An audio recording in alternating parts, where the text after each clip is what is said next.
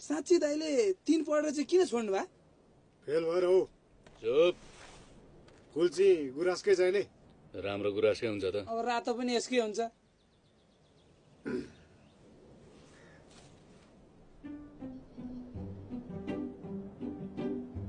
के हो यो?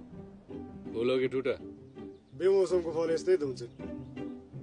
फुल चाहिँ रातै चाहिन्थ्यो। नाबिस तेरो रातो। जे भने फुल त फुलै हो नि।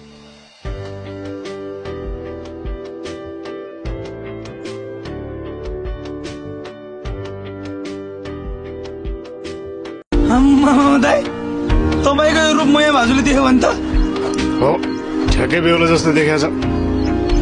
त्यसो भए हिँड्नु त बेहुलीको घरतिर।